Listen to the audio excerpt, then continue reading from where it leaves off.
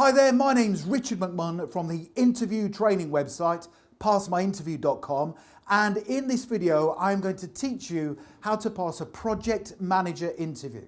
And in a second I am going to walk through this door and undertake a live project manager interview. So if you have a project manager interview coming up for any organisation whatsoever, make sure you stay tuned because I will help you to pass it. So let's walk through this door and undertake this live project manager interview. Let's go. Enter. Hi there, my name's Richard. Hi Richard. Nice to meet you. And you. Nice to meet you. Thank you very much. Please take a seat. Thank you very much.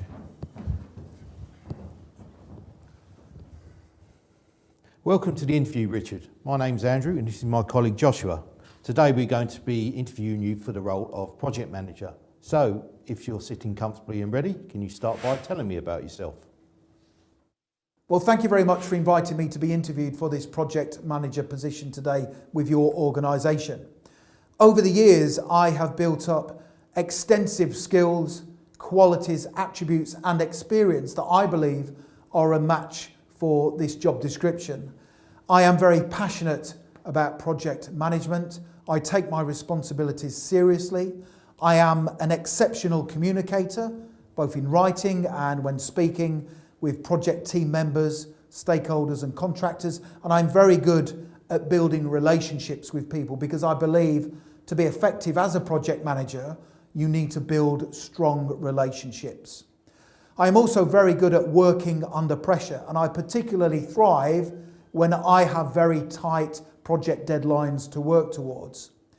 I also have in-depth knowledge and understanding of the project life cycle, and I understand how to apply different elements of it to make sure all projects are completed on time and, more importantly, to specification and to the required standards.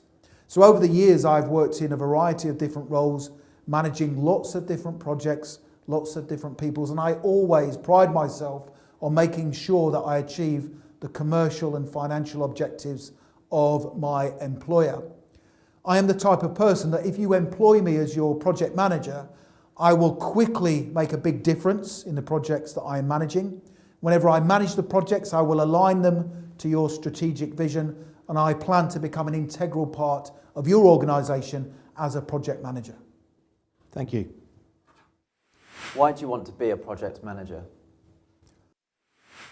There are several reasons why I want to become a project manager.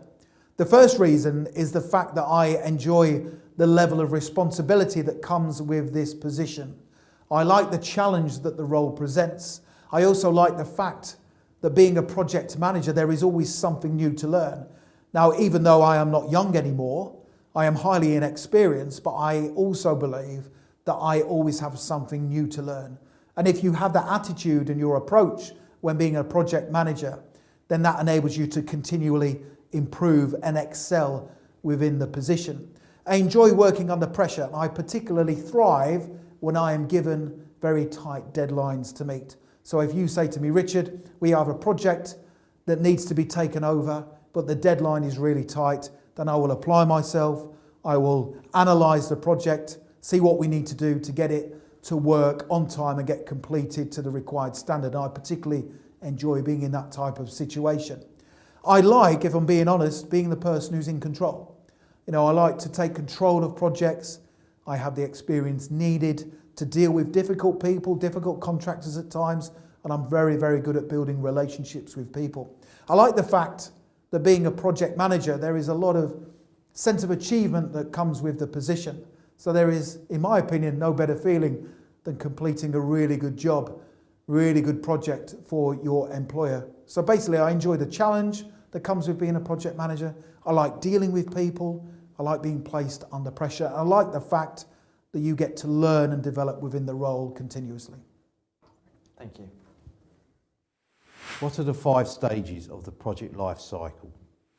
The 5 stages of the project life cycle are initiation, planning, execution, monitoring and control, and also the closing and testing stage. So the initiation stage of the project life cycle would involve me sitting down with the senior management team, yourselves, discussing what the project requirements are, the purpose of the project, and what it is you need me to achieve. So I would ask several questions about what it is you need me to do and achieve as your project manager. Once the initiation stage is established, I would then go away and start planning the project. How am I going to achieve the goals of the project? And more importantly, to make sure that it is completed on time. I would then look at conducting the execution stage of the project. Who's going to do what? What resources do we need? And again, who's going to carry out each task within a specific time frame? And it's very important that when you are executing the project, that you have the right people in place to do the jobs based on their strengths and also their experience. So the next stage is the monitoring and control stage.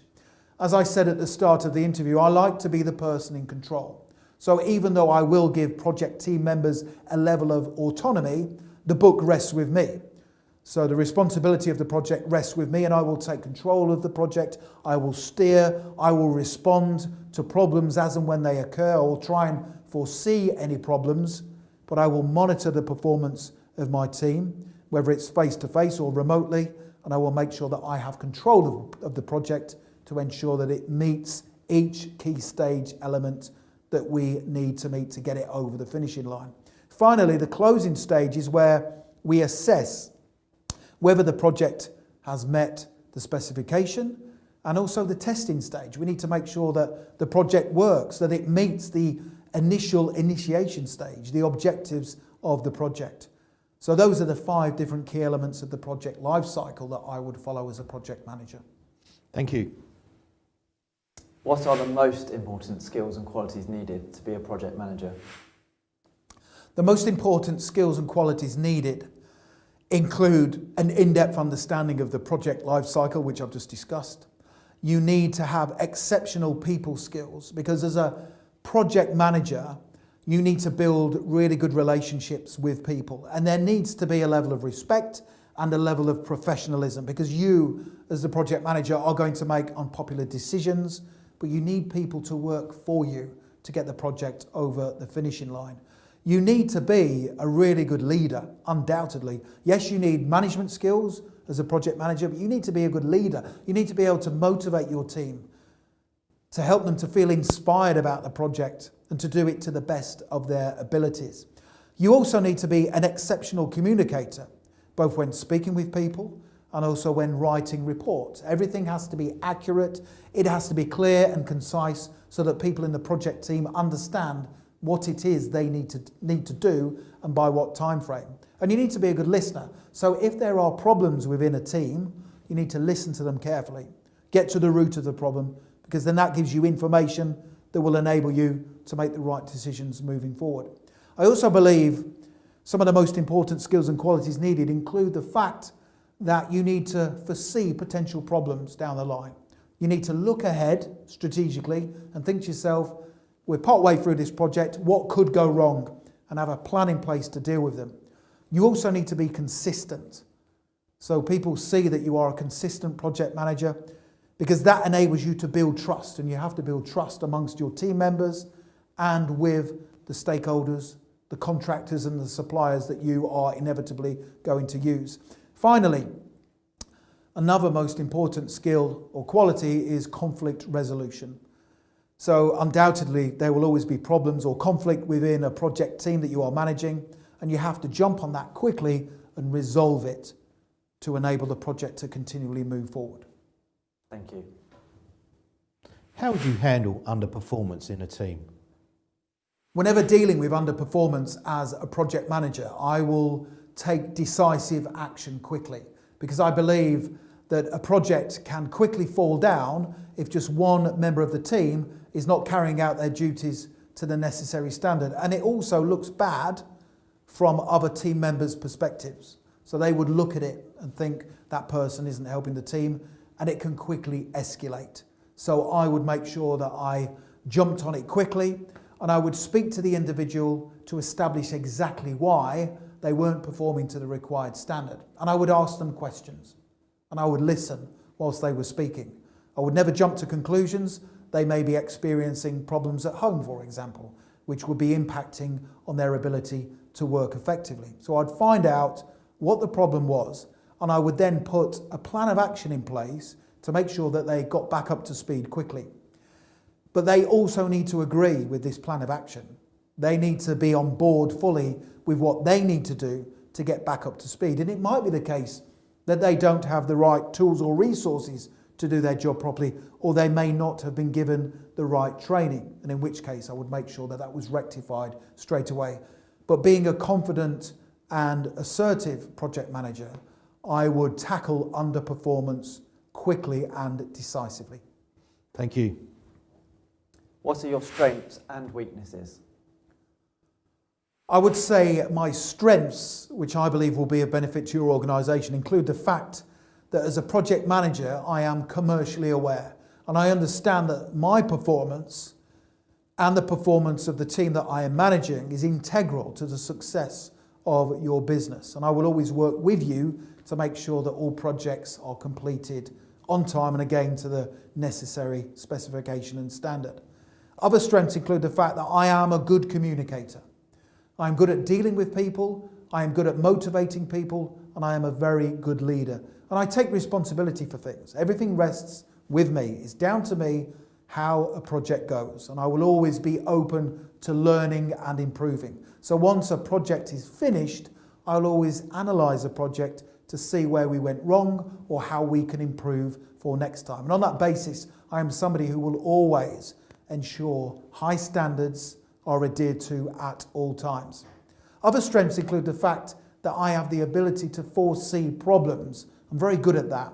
So I have the experience to look ahead and think that could go wrong, that could hinder the progress of the project, so let's take decisive action now. Let's put a plan B in place to make sure that it doesn't affect us. In respect of my weakness, I would say that I find it hard asking other people for help, because I'm the type of project manager who likes to be in control. I have belief in my own abilities, and when a problem occurs, I tend to spend time thinking, right, how can I resolve this? And of course, sometimes the simple solution would be to pick up the phone, speak to somebody else in the organisation to get their advice and guidance. But having said that, another strength of mine is the fact that I am always open to learning and improving, and I am trying to be more mindful in situations like that whenever they do occur. Thank you. How do you handle conflict in a team? The first thing I will do whenever I experience conflict amongst team members is to let them know that I am aware the conflict exists. If two people know that I am aware of the conflict, they are more likely to resolve it quickly. Whenever I start managing a team, I always lay out the foundations of what I expect and how I expect people to operate. And one of those is to let them know that whenever there is conflict, they need to sort it out quickly, because otherwise it will hinder the progress of our project. Now, if they are unable to resolve the conflict, I will step in, I will analyse what the problem is, what the viewpoints are of the people experiencing the conflict, and I will then make a decision that's always in the best interests of the project and the organisation that I am working for. So I am a confident person who will resolve conflict quickly, and I have the experience and the resources to do so. Thank you. So the next thing to do if you want to pass your project manager interview is to click that link right now in the top right hand corner of this video and head through to my website passmyinterview.com, where you can download my 21 project manager interview questions and top scoring answers, including the ones I've just covered during this video tutorial. Also, please make sure you subscribe to this channel. I am on a mission to help as many of you as possible to pass your interviews, and I can only do that if you are subscribed to the channel. And please make sure you give the video a like, because that tells me you find the content useful and it motivates me to create more for you. Thank you so much for watching and paying attention, and I wish you all the best for passing your project manager interview. Have a great day.